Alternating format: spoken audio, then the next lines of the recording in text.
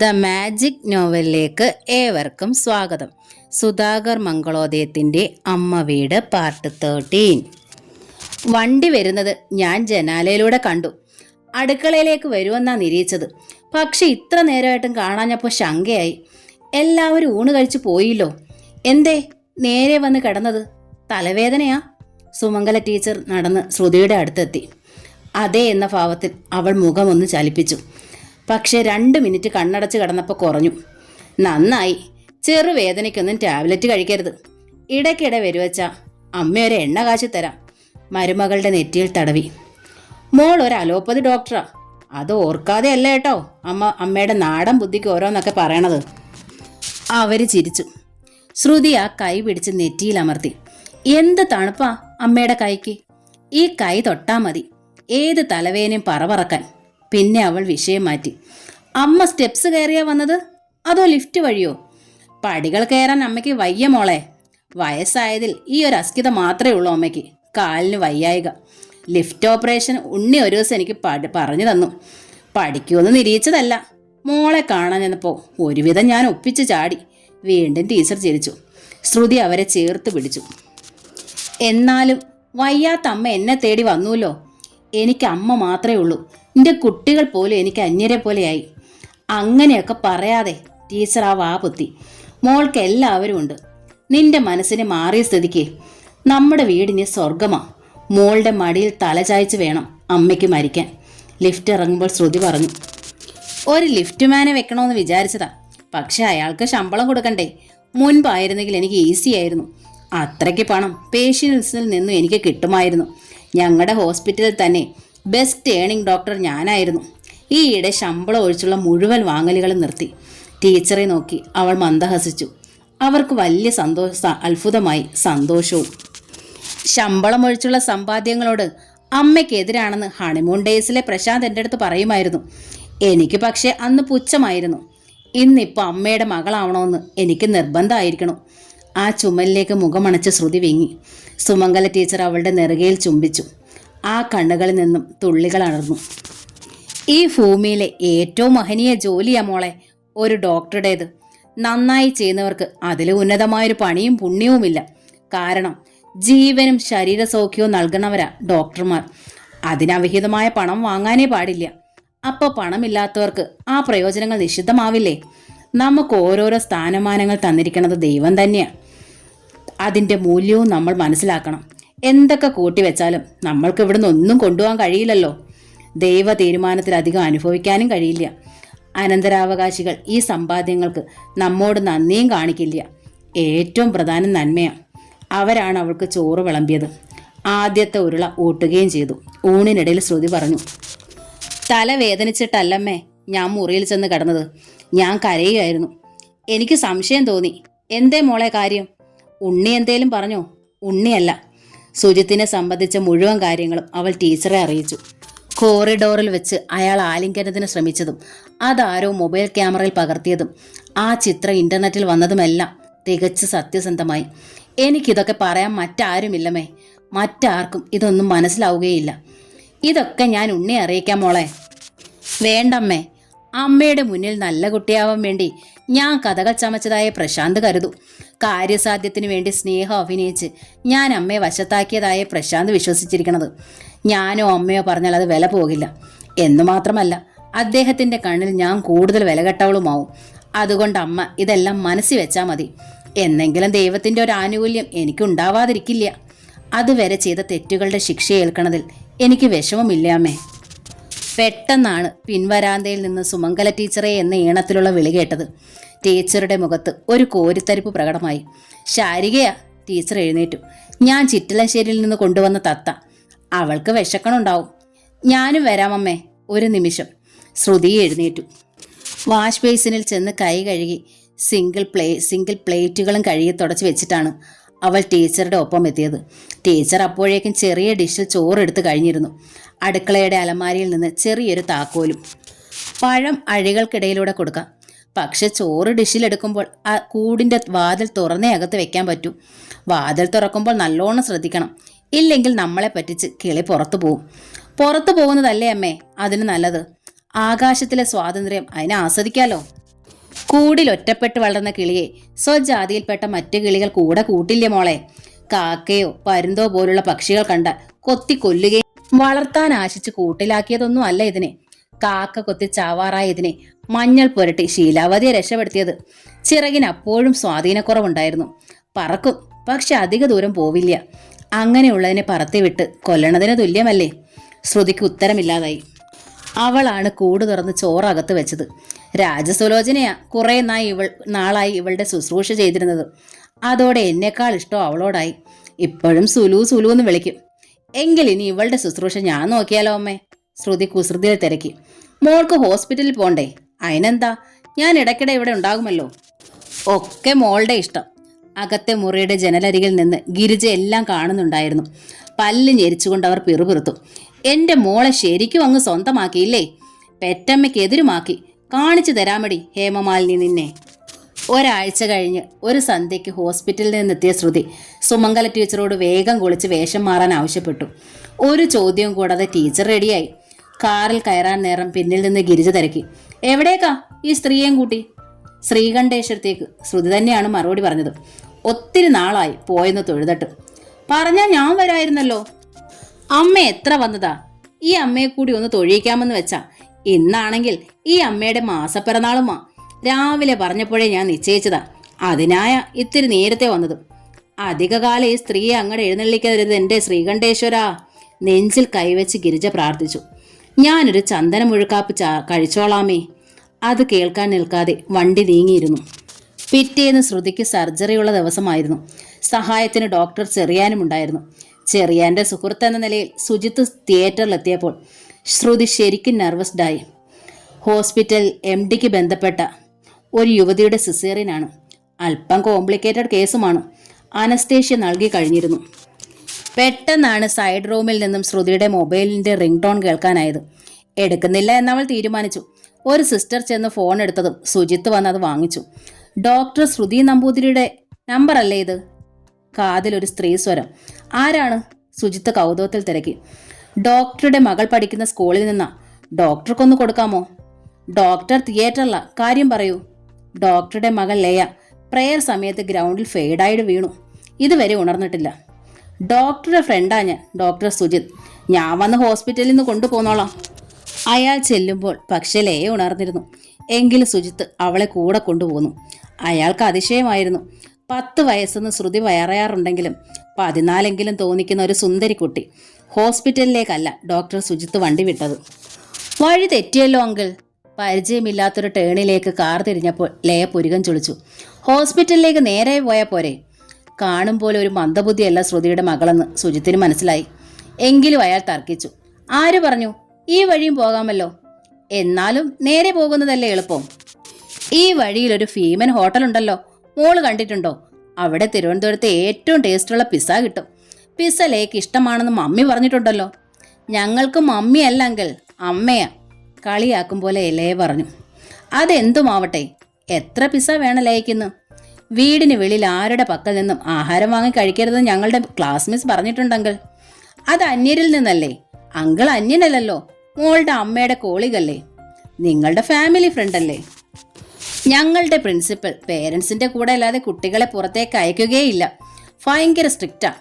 അമ്മ പറഞ്ഞയച്ചതാണെന്ന് പറഞ്ഞതുകൊണ്ടും അങ്കിൾ ഒരു ഡോക്ടറാണെന്ന് അറിഞ്ഞതുകൊണ്ടും അങ്കിളിനെ ഒറ്റ നോട്ടത്തിലെ ഞാൻ ഐഡന്റിഫൈ ചെയ്തതുകൊണ്ടും മാത്രമാ വിട്ടത്. അങ്കിളെന്ന് പറഞ്ഞാൽ അമ്മയുടെ ഓൺ ബ്രദർ ആണോ എന്ന് ചോദിച്ചെന്നോടും. എന്നിട്ട് അതേന്ന് ഞാൻ പറഞ്ഞു. അവൾ വീണ്ടും ചിരിച്ചു. അപ്പോ ലേക്കുട്ടി കള്ളം പറയും. കള്ളമല്ല, റിലേഷൻ ഉള്ളത് കൊണ്ടല്ലേ വീട്ടിൽ കൂടെ കൂടെ വരണത്. മുത്തശ്ശനെ അങ്കിളെന്ന് വിളിക്കുന്നത്. ആ, ഊഹ ന്യായമാ. സുജിത്തും ചിരിച്ചു.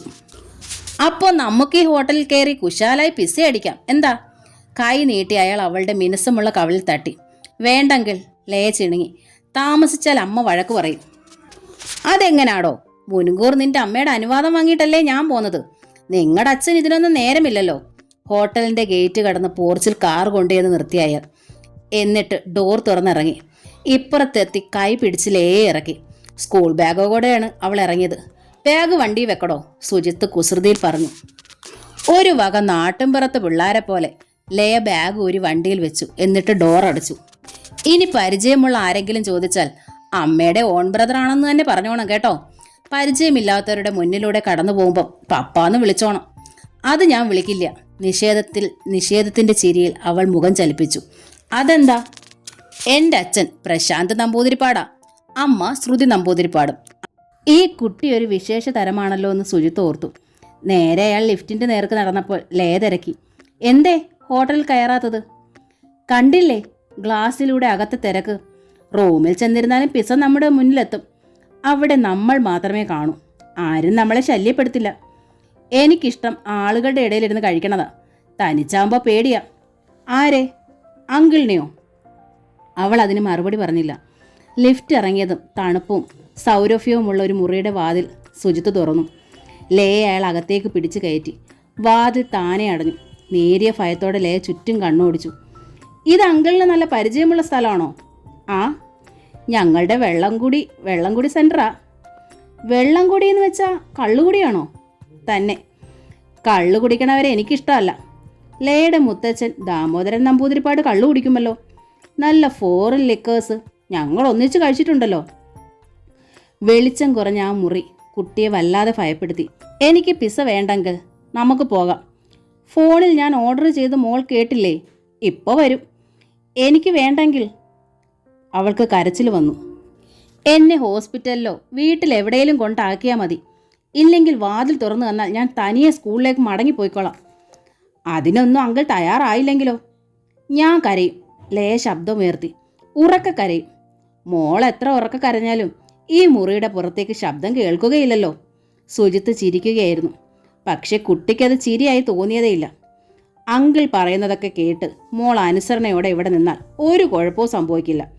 കരയാനും ഒച്ച ഉയർത്താനും ഒക്കെ തുടങ്ങിയാൽ നീ പിന്നെ പ്രശാന്ത് നമ്പൂതിരിപ്പാടിനെയും ശ്രുതി നമ്പൂതിരിപ്പാടിനെയും ഈ ജന്മം കാണില്ല മോൾ. തീർത്തും കുഴഞ്ഞു പോയി ലയ. തളർച്ചയിൽ അവൾ കിടക്കയിലേക്കിരുന്നു. അപ്പോഴാണ് പിസ്സ ഹട്ടിന് നേരെ എതിരിലെ ബാറിന് മുന്നിൽ പ്രശാന്തിന്റെ കാർ വന്നു നിന്നത്. അയാൾ വാതിൽ തുറന്ന് കരിങ്കൽ പതിച്ച് നടപ്പാതയിലേക്ക് ഇറങ്ങിയതും ബാറിൽ നിന്ന് ഇരുണ്ട നിറമുള്ള ഒരു 35-കാരൻ നടന്നു വന്ന് ആ കൈ കവർന്നു. മോളുടെ സ്കൂളിലേക്ക് വിളിച്ചു ചോദിച്ചോ പ്രശാന്ത് സാർ? വിളിച്ചു. പ്രശാന്ത് കിതച്ചു. അവൾ അവിടെ ഇല്ലടോ. മദറിന്റെ ബ്രദർ വന്ന് കൂട്ടിക്കൊണ്ടുപോയെന്നാണ് പറഞ്ഞത്. ശ്രുതിക്ക് ബ്രദറോ സിസ്റ്ററോ ഇല്ലാത്ത സ്ഥിതിക്ക് സംഭവം എന്തോ ചതിയാണെന്ന് എനിക്ക് ഉറപ്പായി. ഞാൻ പറന്നു വരിക. എവിടേക്കാ എൻ്റെ കുട്ടിയെ കൊണ്ടുപോയത്? അത് പറയും മുമ്പ് ഒരു കാര്യമൊന്ന് പറഞ്ഞോട്ടെ. ഞാൻ മദ്യപിക്കുന്നതിന് എപ്പോഴും എന്നെ കുറ്റപ്പെടുത്തുന്ന ആളാ പ്രശാന്ത് സാർ. ഞാനൊരു മദ്യപാനി ആയതുകൊണ്ട് ഇപ്പോൾ സാറിന് ഗുണമല്ലേ ഉണ്ടായത്? ഈ ബാറിൽ വന്നിരുന്നത് കൊണ്ടാണല്ലോ സാറിൻ്റെ മോളെ അയാൾ മുകളിലേക്ക് കൂട്ടിക്കൊണ്ടുപോകുന്നത് എനിക്ക് കാണാൻ പറ്റിയതും ആ സെക്കൻഡിൽ തന്നെ സാറിനെ വിളിച്ചു പറയാൻ കഴിഞ്ഞതും. അതിന് ഞാൻ 100 നന്ദി പറയുന്നടോ. താൻ ഇനി എത്ര കുടിച്ചാലും ഞാൻ എൻ്റെ ഒരക്ഷരം മിണ്ടില്ല. എൻ്റെ മോളെ അയാൾ എങ്ങോട്ടാ കൊണ്ടുപോയെന്ന് പറയും. സ്യൂട്ട് നമ്പർ 303ലേക്ക്. ഞാൻ പുറകെ ചെന്ന് വാച്ച് ചെയ്തു സാർ. അയാളൊരു ഡോക്ടറാണെന്ന് പറഞ്ഞത് സത്യം തന്നെയാണോ? സത്യം. സാറിൻ്റെ വൈഫ് ജോലി ചെയ്തിരുന്ന ഹോസ്പിറ്റലിൽ വെച്ചാ ഞാൻ കക്ഷിയെ കണ്ടിരിക്കണത്. പേരെനിക്കറിയത്തില്ല കേട്ടോ. അയാൾ കൈമലർത്തി. എങ്കിൽ താനും വരൂ. ഹോട്ടലിൻ്റെ റിസപ്ഷനിലേക്കാണ് പ്രശാന്ത് നടന്നത്. ഒരു പക്ഷേ ശ്രുതി പറഞ്ഞിട്ടാവാം സ്കൂളിൽ നിന്ന് കുട്ടിയെ കൂട്ടിക്കൊണ്ടു പോകുന്നത്. പക്ഷേ 10 വയസ്സ് കഴിഞ്ഞൊരു പെൺകുട്ടിയെ തനിച്ച് ഹോട്ടൽ റൂമിലേക്ക് കൊണ്ടുവരണത് ശരിയല്ലല്ലോ. റിസപ്ഷനിൽ അയാൾ വിവരം അറിയിച്ചു. എൻ്റെ മോളുണ്ട് ആ റൂമിൽ. ഞാൻ പോലീസിനെ വിളിക്കണ്ടെങ്കിൽ വേഗം ഡ്യൂപ്ലിക്കേറ്റ് ചൗമിയ എൻ്റെ ഒപ്പം പോന്നോളൂ. എൻ്റെ കുട്ടിക്ക് എന്തെങ്കിലും സംഭവിച്ചിട്ടുണ്ടെങ്കിൽ ഈ ഹോട്ടലിൻ്റെ പേര് പിന്നെ ഉണ്ടാവില്ല. ഒരു സാധു നമ്പൂതിരിപ്പാടാ ഞാൻ. പക്ഷേ നെഞ്ചിൽ കുത്തിയാൽ പിന്നെ പിശാച. ഹോട്ടൽ മാനേജരെയും കൊണ്ടാണ് പ്രശാന്ത് 303 മുന്നിലെത്തിയത്. ഡോക്ടർ സുജിത്തിന് അവർ എന്തെങ്കിലും മുന്നറിയിപ്പ് കൊടുക്കാതിരിക്കാനും അയാൾ പ്രത്യേകം ശ്രദ്ധിച്ചിരുന്നു. മാനേജറുടെ കയ്യിൽ നിന്ന് ചാവി വാങ്ങി പ്രശാന്ത് താക്കോൽ ദ്വാരത്തിൽ കയറ്റി. അകത്ത് സാറിൻ്റെ കുട്ടിയില്ലെങ്കിൽ? മാനേജർ തിരക്കി. നിങ്ങൾ പറയുന്ന ശിക്ഷ ഞാൻ ഏൽക്കാം. പ്രശാന്ത് മെല്ലെ ചാവി തിരിച്ചു. അകത്തുനിന്നും ബോൾട്ട് ഇട്ടിട്ടുണ്ടെങ്കിൽ പൂട്ട് തുറന്നാലും കാര്യമില്ല സാർ. മാനേജറുടെ അടുത്ത ഭീഷണി. യെസ്, പരീക്ഷിക്കാം. ഡോർ ഹാൻഡിലിൽ പിടിച്ച് പ്രശാന്ത് അകത്തേക്ക് തള്ളി. വാതിൽ സുഖമായി തുറക്കപ്പെട്ടു. അകത്തുനിന്ന് മൊബൈലിൽ ആരോടോ സംസാരിക്കുന്ന ഡോക്ടർ സുജിത്താണ് ആദ്യം അയാളുടെ കണ്ണിൽപ്പെട്ടത്. വാതിൽ തുറക്കുന്ന ശബ്ദം കേട്ട് സുജിത്ത് ഞെട്ടിത്തിരിഞ്ഞു. അയാളെ പിന്നെ ശ്രദ്ധിക്കാൻ നിൽക്കാതെ പ്രശാന്ത് ചുറ്റുമൊന്ന് കണ്ണോടിച്ചു. കിടക്കയിൽ ഭയന്ന് വിറച്ച് കൂനിക്കൂടി ഇരിക്കുന്നുണ്ട് ലയ. മോളെ, അയാൾ വിളിച്ചപ്പോഴാണ് കുട്ടി തലയുയർത്തിയത്. അച്ഛാ! ലയ പാഞ്ഞു വന്ന് പ്രശാന്തിനെ വട്ടം കെട്ടിപ്പിടിച്ചു. ഇതെന്താണ് മാനേജർ നിങ്ങൾ ഈ കാണിക്കുന്നത്? ഹോട്ടൽ മാനേജറുടെ നേർക്ക് സുജിത്ത് ശബ്ദമുയർത്തി. മിണ്ടരുത്. അയാളെ നോക്കി പ്രശാന്ത് കൈ ചൂണ്ടി. ഞാൻ യാതൊരു ആക്ഷനും എടുക്കണില്ല. എൻ്റെ കുട്ടിയെ കൊണ്ടുപോണതേ ഉള്ളൂ. അതിനിടയിൽ ചോദ്യം ചെയ്യാനോ ന്യായം പറയാനോ വന്നാൽ കഴുത്ത് കടിച്ചു കുടയും ഞാൻ. കാഴ്ചയ്ക്ക് പാവമാണെങ്കിലും അക്രമം കണ്ട ഭ്രാന്തിളകുന്ന ഇനമാ. അതുകൊണ്ട് മുഴുവൻ കുറ്റവും ഞാൻ ഏറ്റെടുക്കുക. ഇയാൾ യോഗ്യൻ തന്നെ. പിന്നെ മാനേജറുടെ നേർക്ക് തിരിഞ്ഞു. ഈ ബിസിനസ് നിർബാധം തുടർന്നുകൊള്ളുക. പോലീസിൻ്റെയും അധികാരി വർഗത്തിൻ്റെയൊക്കെ സപ്പോർട്ട് നിങ്ങൾക്കുണ്ടാവും. നന്നായി കാശുണ്ടാക്കാം. വാ മക്കളെ. മകളെ ചേർത്ത് പിടിച്ചാൽ പുറത്തേക്ക് നടന്നു. കാറിൽ കയറും മുമ്പ് പ്രശാന്ത് തന്നെ സഹായിച്ച സഹപ്രവർത്തനെ കെട്ടിപ്പിടിച്ചു. ഈ ജന്മം കൊണ്ട് എൻ്റെ നന്ദി തീരില്ല പ്രഭാകര. എന്നാലും താങ്കൾക്ക് ഞാനൊരു തുക തരും. എന്നോട് സ്നേഹമുണ്ടെങ്കിൽ അത് വാങ്ങണം. ഒപ്പം നിങ്ങൾക്ക് ഒരു പരിചയമില്ലാത്ത കുട്ടികളുടെ കാര്യത്തിലും ഇതേ ധാർമ്മികത കാട്ടുകയും വേണം. പകരം നിങ്ങളുടെ പെൺകുട്ടികളെ സഹായിക്കാനും ആരെങ്കിലും ഉണ്ടാവും. മരിക്കും വരെ പ്രഭാകരൻ മദ്യപിച്ചാലും ഈ ചെയ്ത ശരിക്കും മുമ്പിൽ ആ കുറ്റം അലിഞ്ഞു പോകും. മകളെയും കൊണ്ട് അയാൾ ശ്രുതിലയത്തിൻ്റെ പോർച്ചിലെത്തുമ്പോൾ തൊട്ടരികിൽ ശ്രുതിയുടെ കാർ കിടപ്പുണ്ടായിരുന്നു. ഡോർ തുറന്ന് മകളെ പുറത്തിറക്കി ചേർത്ത് പിടിച്ചുകൊണ്ട് പ്രശാന്ത് ആ കാതിൽ തിരക്കി. പേടിപ്പിച്ചതല്ലാതെ മോളെ അയാൾ ഉപദ്രവിച്ചതൊന്നുമില്ലല്ലോ. ഇല്ല അച്ഛാ, ലേ വിതുമ്പി. പക്ഷേ അച്ഛൻ വന്നില്ലായിരുന്നെങ്കിൽ. പെട്ടെന്നാണ് അകത്തുനിന്ന് ശ്രുതി ഓടിയിറങ്ങി വന്നത്. പുറകെ സുമംഗല ടീച്ചറും ഉണ്ടായിരുന്നു. എവിടെയായിരുന്നു പ്രശാന്ത്, നമ്മുടെ മോള്? ശ്രുതി വാവിട്ട് കരഞ്ഞു. ഞാൻ പോലീസിൽ കംപ്ലൈന്റ് ചെയ്തായിരുന്നു. പ്രശാന്ത് ശ്രുതിയെ ഒന്ന് നോക്കി. എന്താ പ്രശാന്ത് മോൾക്ക് പറ്റിയത്? ശ്രുതിയുടെ പരിഭ്രാന്തി ഏറി. എന്തേലും പറയുണ്ണേ. ടീച്ചറും കേണു.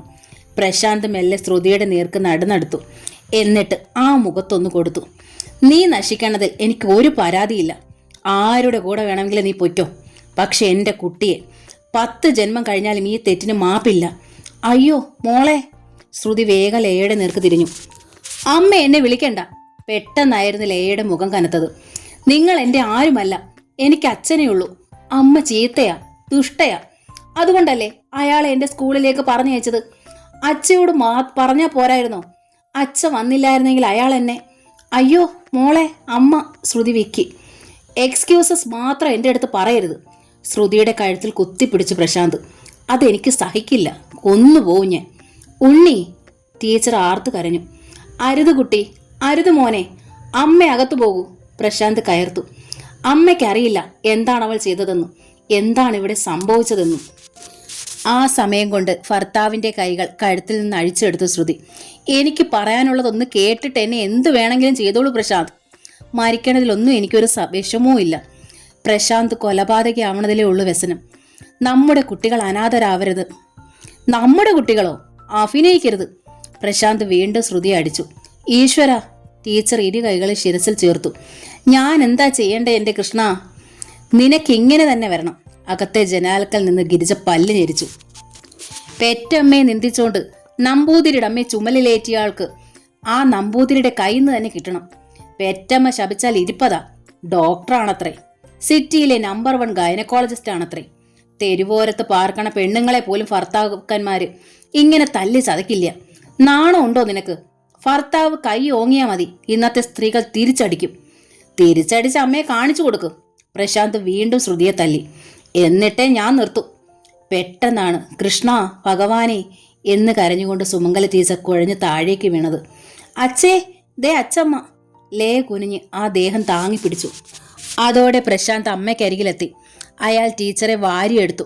വീഴ്ചയിൽ നെറ്റിപൊട്ടി മൂക്കിന്റെ പാലത്തിലൂടെ ചോര ഒലിക്കുന്നുണ്ടായിരുന്നു. അമ്മേ. പ്രശാന്തിന് പരിഭ്രമമേറി. അമ്മേ, കണ്ണു തുറക്ക്. അകത്തു കൊണ്ടുപോയി കിടത്താം. ശ്രുതിയും ഓടി വന്നു. പ്രശാന്ത് അവളെ നിഷേധിച്ചില്ല.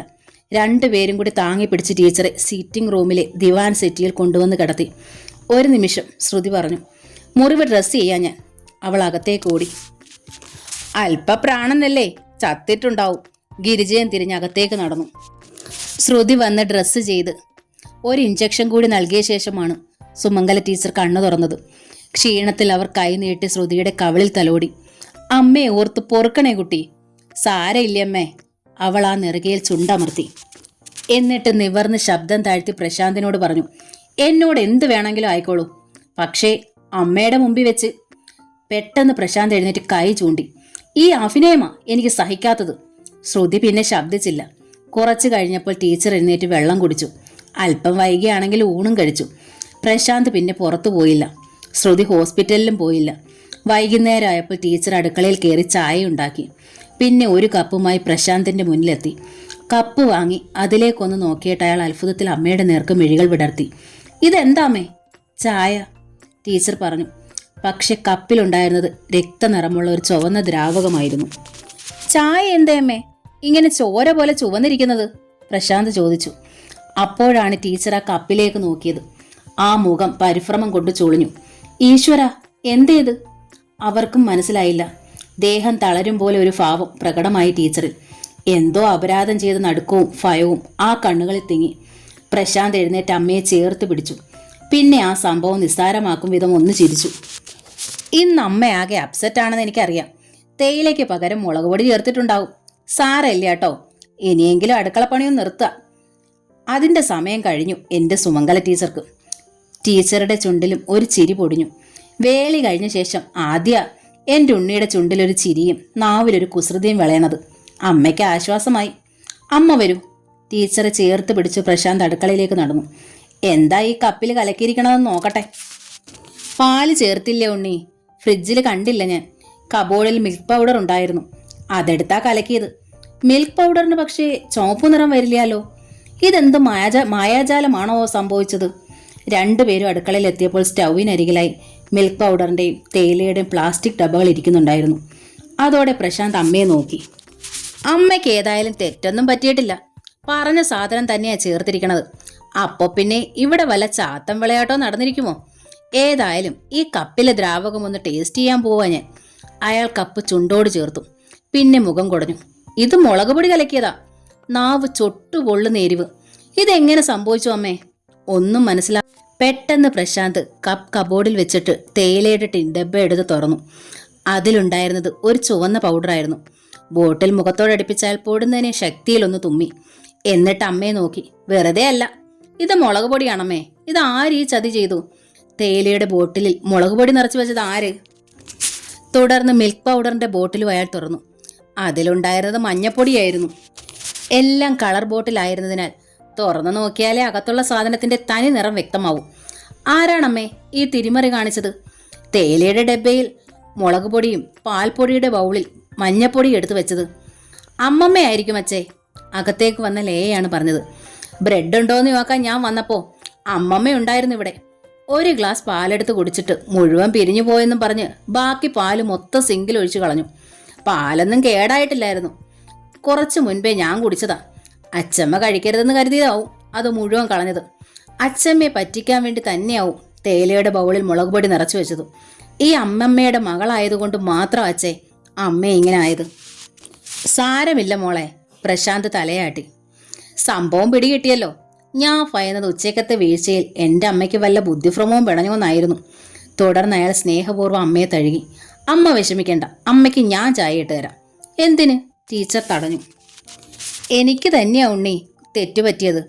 പുതിയ പാക്കിൽ നിന്ന് മുളക് പൊടിയും മറ്റും എടുത്തു വെച്ചപ്പോൾ അറിയാതെ ആവും ചിലപ്പോൾ ഗിരിജയ്ക്ക് ബോട്ടിൽ മാറിയത്.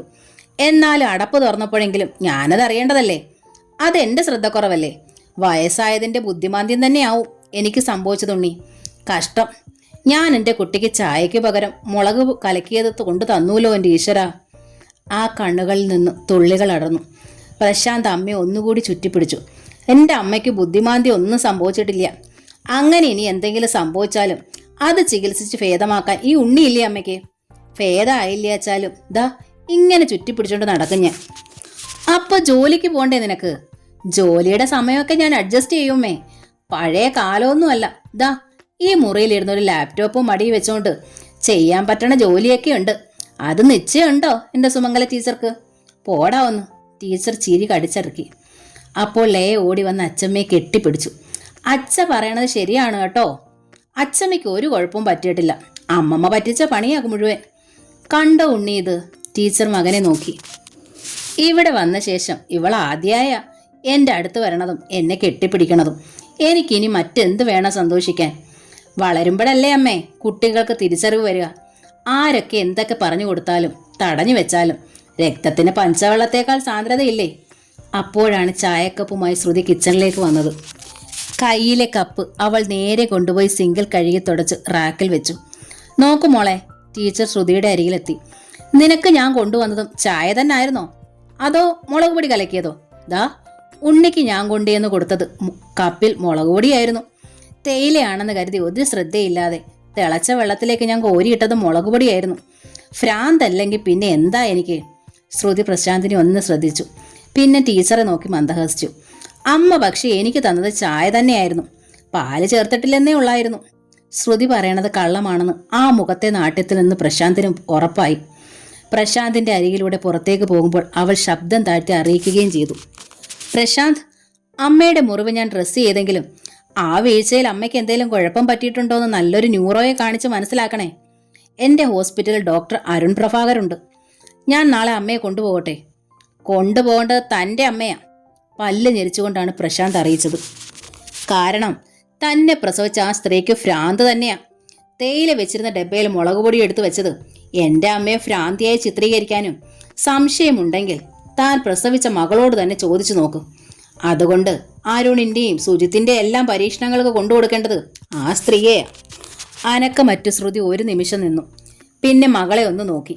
മുൻപ് കണ്ടിട്ടില്ലാത്തൊരു ഭാവമായിരുന്നു ലയയുടെ മുഖത്ത്.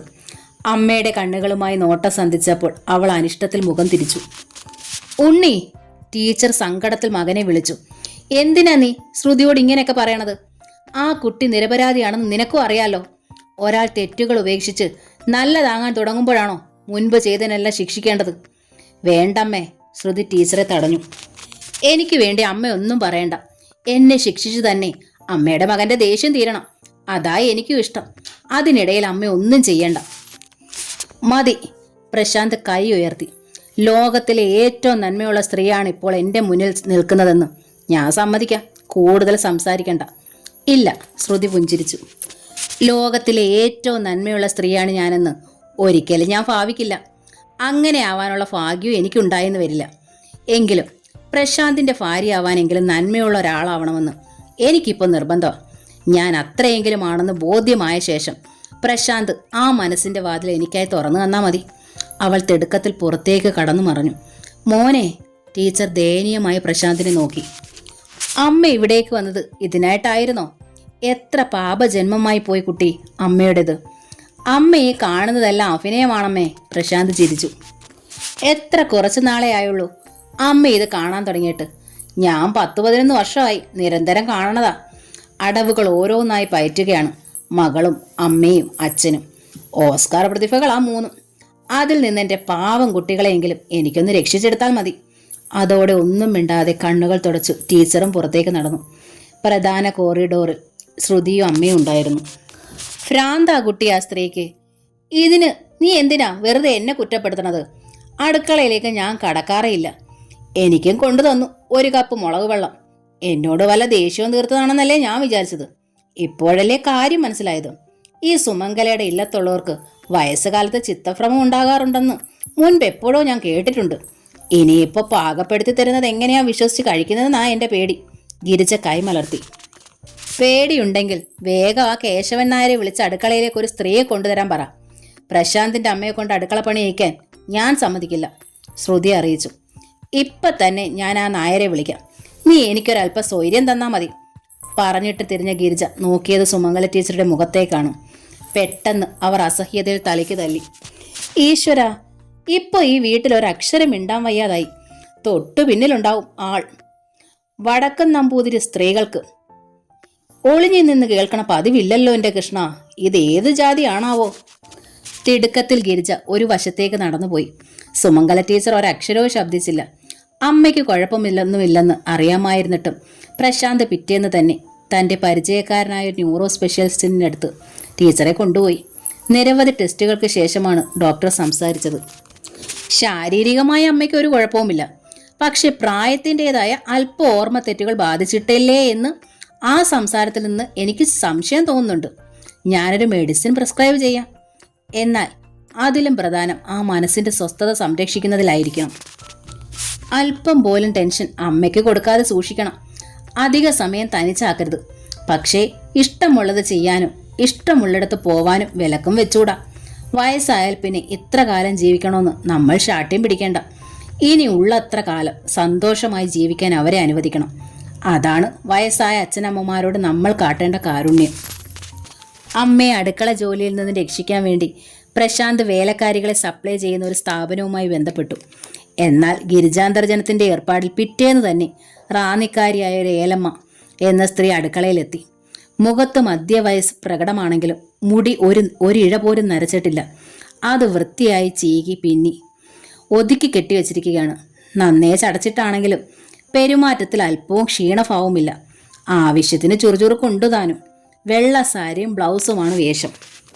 കഴുത്തിലോ കാതിലോ കൈത്തണ്ടയിലോ യാതൊരു ആഭരണവുമില്ല. ഇവിടെ ഞങ്ങൾ വെജിറ്റേറിയൻ മാത്രമേ കഴിക്കൂ, ഗിരിജ അറിയിച്ചു. നല്ല വൃത്തിയും ശുദ്ധിയും വേണം താനും. സമ്മതത്തിലൊന്ന് തലകുലിക്കിയതേ ഉള്ളൂ ഏലമ്മ. പിന്നെയും കുറേ കാര്യങ്ങൾ വ്യക്തമാക്കി ഗിരിജ. സുമംഗലയെ സൂക്ഷിക്കണമെന്നതായിരുന്നു പ്രധാനം. ആ സ്ത്രീക്ക് അല്പം നൊസ്സുണ്ടെന്നും അടുക്കളയിലെ കാര്യങ്ങൾ മൊത്തം തൻ്റെ ഒരാളുടെ നിർദ്ദേശപ്രകാരം നടത്തിയാൽ മതിയെന്നും. പക്ഷേ ഏലമ്മയിൽ നിന്നും ഒറ്റ വാക്കിലുള്ള മറുപടികളോ തലയാട്ടുകളോ മാത്രമേ മറുപടിയായി വന്നുള്ളൂ. അളന്നും തൂക്കിയും സംസാരിക്കുന്ന ഒരു വെപ്പുകാരിയെ ഗിരിജ ആദ്യം കാണുകയായിരുന്നു. സുധാകർ മംഗളോദയത്തിൻ്റെ അമ്മ വീട് എന്ന നോവലിൻ്റെ ഈ ഭാഗം ഇവിടെ പൂർണ്ണമാവുകയാണ്.